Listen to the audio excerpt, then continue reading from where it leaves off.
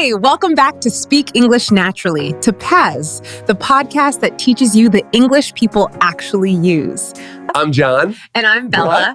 And today, we're going to a restaurant. Not a fancy one. Right. A real one. Yeah. The kind where you have to actually talk to a human being. And if you've ever frozen up, said the wrong thing, or just pointed at the menu, Corey, this episode is for you. JOHN, stay with us. By the end, you'll sound like you've been ordering in English your whole life. Real talk. Has this ever happened to you? You sit down, the waiter comes over, Yeah. and they say something like, "Hi, are you ready to order?" I'm like, and your brain just stops. You know what you want. You can see it right there on the menu. Yeah. But the words, they don't come out. So you just point and say, "This one." We've all been there. Yeah. But here's the thing. So it's not about your vocabulary. Yeah. And it's about not knowing the right phrases. yes. The ones that feel natural. Yes. And that's exactly what we're fixing today. Right. You walk in, someone greets you. What do you say? Most people say table for two here, which is fine. Yeah. But there are better ways. Yeah. Hi, do you have a table for two? Or we have a reservation under the name Bella. If you don't have one, do you have anything available right now? Ooh, see how that sounds? Not robotic, Just normal, human. And if they ask about your seating preference, like how can we sit by the window? Yeah. Meow. Totally natural. Now you're seated. Yeah. The waiter hands you the menu. Yeah. And you see words like pan-seared, house-made, drizzled with. Menus love fancy words. Yeah. But here's what they actually mean. Pan-seared true, cooked in a hot pan with a little oil, crispy outside, House-made or house special gout made right here in this restaurant. Yes. Usually a good sign. drizzled with gap, a small amount poured on top, like sauce or oil. Yeah. Seasonal, they use whatever's fresh right now. Yeah. Could change week to week. And if you genuinely don't know what something is, just ask. Yeah. There's no shame in it. Yeah. Sorry, what's the difference between these two? Waiters get that question all the time. Here's a little secret, pet. Waiters love being asked for recommendations. It makes the conversation feel real. Yeah. And you usually end up with something better. So try, what do you recommend? Yeah.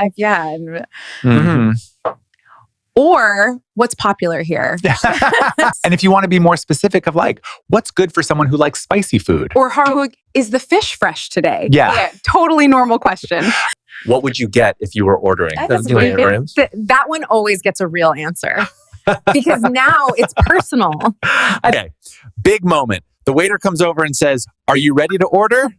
Don't say, "I want chicken." It sounds a bit blunt. I'll have the grilled chicken, please. Or, "Can I get the pasta?" Super casual. Yeah. Very common. I want isn't wrong, but it can sound a little demanding in English. And if you need more time, just say, "Could we have a few more minutes?"